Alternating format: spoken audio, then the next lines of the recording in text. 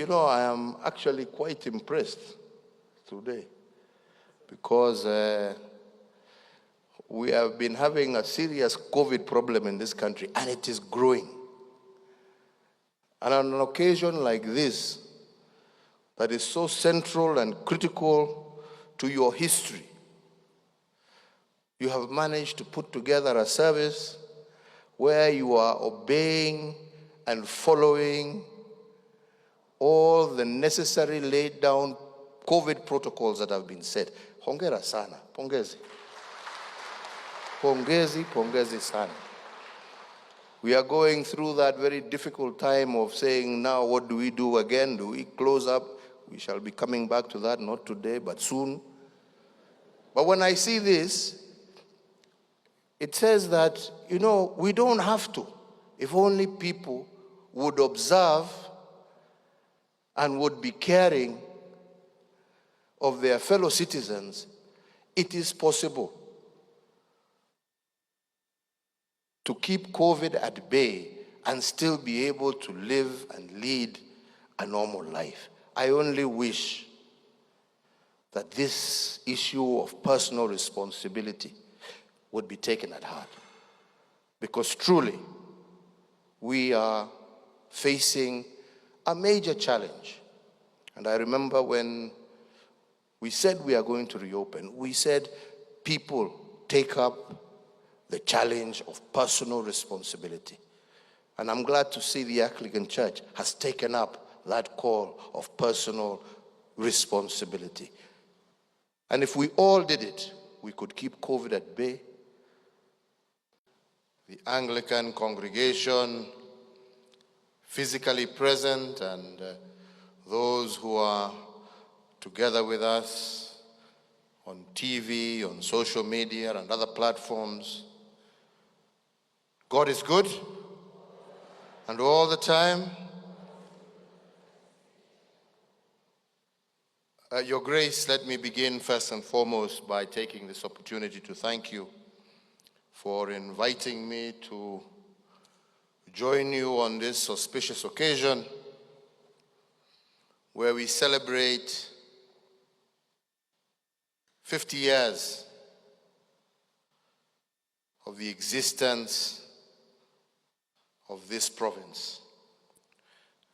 And at the very onset, I want to take this opportunity to congratulate you, Archbishop, and indeed the entire Anglican community in Kenya on this joyous day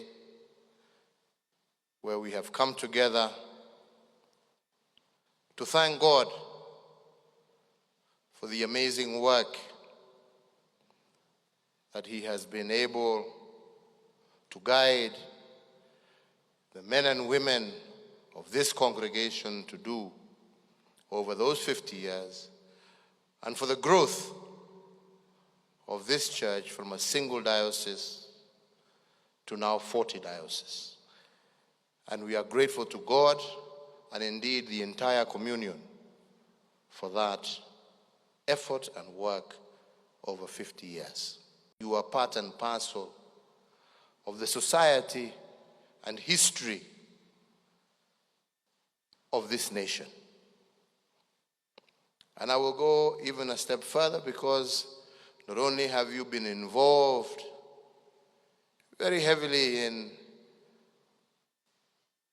not just spreading the gospel, but also in participating in education, in health, and many other social activities that have gone to improve the lives of your fellow citizens.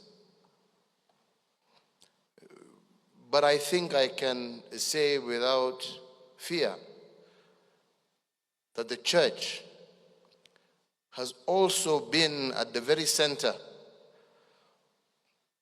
of the social, economic, and political history of our country, beginning all the way from the late Archbishop Festus Solang to Bishop Gitare, Manesse Kuria, up to even Archbishop Wabukala, you have played a central role in the social economic life of this country and have been instrumental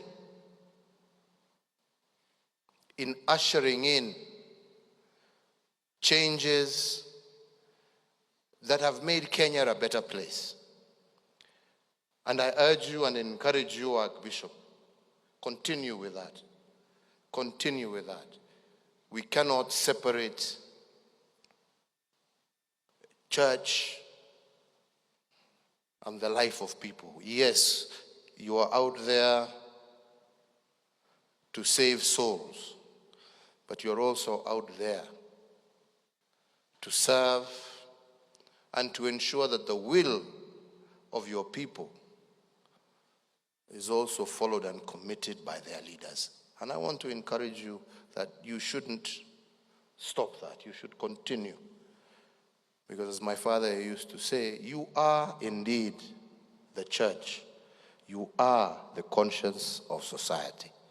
And we need you at the very forefront to ensure that we who have also been given the mandate by the people to execute on their behalf an agenda to improve livelihoods, we are also kept on our toes.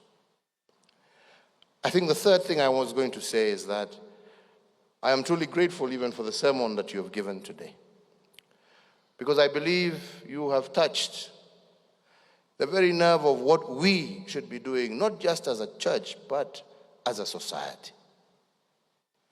And the recognition that our role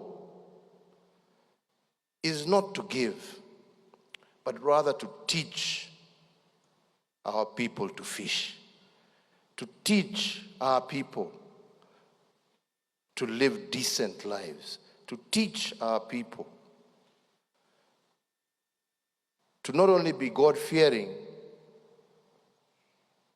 but also to know the spirit of service to their fellow man.